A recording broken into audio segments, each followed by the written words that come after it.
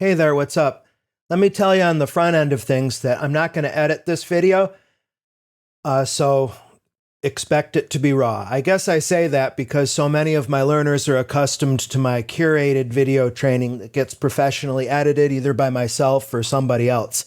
Anyway, enough preliminary. Today's lesson is about animating a table in Microsoft PowerPoint.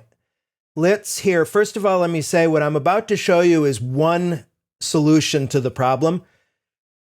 And it doesn't matter how you're accessing PowerPoint. I'm using the latest version of PowerPoint for Windows. I'm in the desktop app, not a browser, but that doesn't make any difference here. I'm going to go to the Insert ribbon tab, and I'm going to create a simple table. I'll make it, say, 2 by 4. And I'll bring this guy down into place. And this is part of my everyday working life. When you've got data that you want to present in a tabular format, and you don't need the level of depth like, embedding an Excel range or something like that. For me, in my instructional design work, if I don't have tables in my layouts up here that are part of the presentation template, what I'll do is create a table, which I will just simply add some pseudo text to as well, column A and column B. And then we've got key 1, value 1, key 2, value 2, key 3, value 3. Okay, so simple table. And our idea is we don't want to, at go time, just show our audience the whole table. Instead, you want to just do a row at a time. Now, believe it or not, unless I'm missing something, and I always stand ready to be corrected, there's no default way or built-in native way to do row animations with tables. Instead, let me duplicate this slide, get rid of the table. Another thing that I'll do sometimes on the Insert tab here is SmartArt. This is a way where you can take data that would otherwise be put in a list or a table, depending on what kind of relationship you have in your bullet list. These are often quite useful. But no, in our case, say you've got a garden variety table. Let me tell you other ways I've done this. The really inefficient hack is to take a screen capture, which I'll actually do now. I'll use Snagit to take a screen capture of just the white background in this case. And I'm going to copy that into my Windows clipboard. And we can throw that on top. I'll right click and we can make sure it's at the very front or the top of the stack. And then we can just unanimate, or let me see, how would we do that? You'd cover up whatever amount you wanted to cover up. It would probably be just one row, right? But then we could do something like, what would we do? Disappear. You see what I'm saying? So there's more than one way to go. I like my way, as long as your table is relatively simple. Let me delete this extra slide. It's not too bad. If you go beyond, say, 5 rows, it gets really tedious. So step 1 is to build your table and completely fill it out, all right? And once you've done that, you're going to want to think about, this is going to be my first row slide. How many other rows do I have to animate? There's just 2 more. So I'm going to right drag over here to duplicate the slide 2 more times. And then, this is super low tech. Check this. I'm going to just select the 2 rows. Let's see here. Delete rows. Whoops.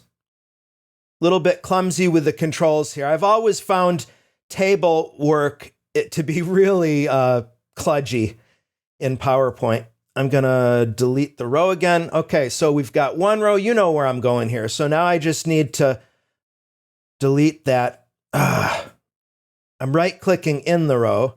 Delete rows. Whoops. I wanted to do that. Good. You see where I'm going? So let me go over to the slideshow view and let's set up the show. I'm going to present it in a window and not use timing. So let's come over here and hit the slideshow button. And so now it's go time. Now we could do a slide 0 that doesn't have any data in it. I'll often do that actually. And I'm going to hit escape. And why don't we do that now? I'm going to right drag to pop in a slide before. And we can just, again, right click inside, delete rows. And now we have just the naked table. And as far as this goes, if we really wanted to get jiggy with it, We could do an animation like an appear. Let me bring out the animation pane, right click, hide advanced. This is just what I do every day of my working life, okay? I know there's 5, 6 different ways to accomplish any task.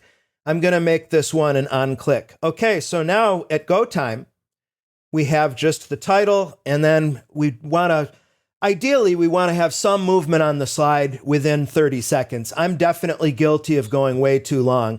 I'm going to use my right arrow key and bring the first, second, third, fourth, and we're done, okay? So that is one technique for animating a default table in PowerPoint. Do I want to say anything else about this process?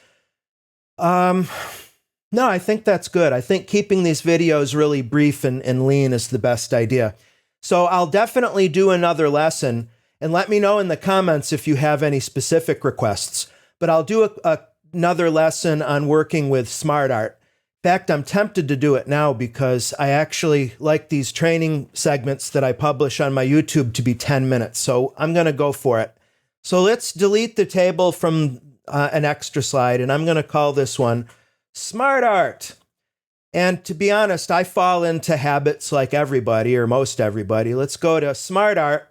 And I like in the list category, because a lot of times I'll have data that's either going to be one level of depth, like this. This would be a way to simulate a bulleted list. And if we go back to SmartArt, another one I'll use a lot is this guy right here, the vertical bullet list, when you've got multiple levels, you see. But the question here is, once you've worked with these, let's keep this simple. And I'll do the 2-level one that I normally work with at Pluralsight, for example, a lot. And I mean, this text is too big. I wouldn't do that in production, but let me just put in title, text, title 2, text 2. Whoops, is that right? Text 1 and text 2. That's fine. It's still kind of grotesquely large. Whoops.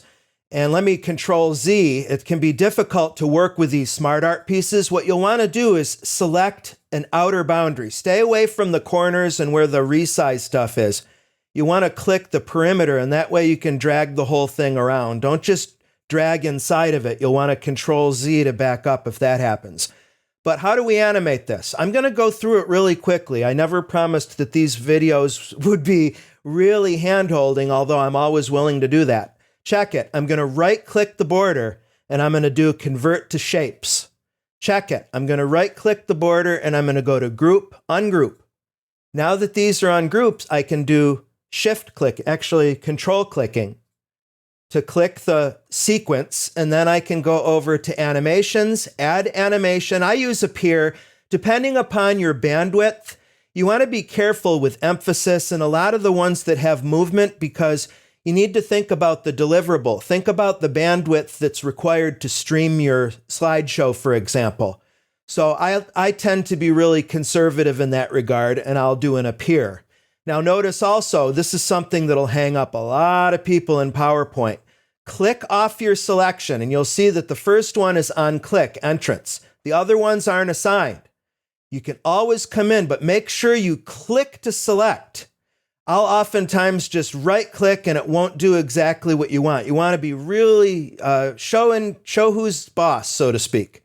These are all defaulting to with previous. So I'm going to click, hold down Shift, click again to grab the intermediate ones, right-click within the suggestion, and I want each element to start on click, you see? So now let me save my changes, and let's do a slide view again. So now I've got the title, I've got the text, I've got the title, and the text too. You see?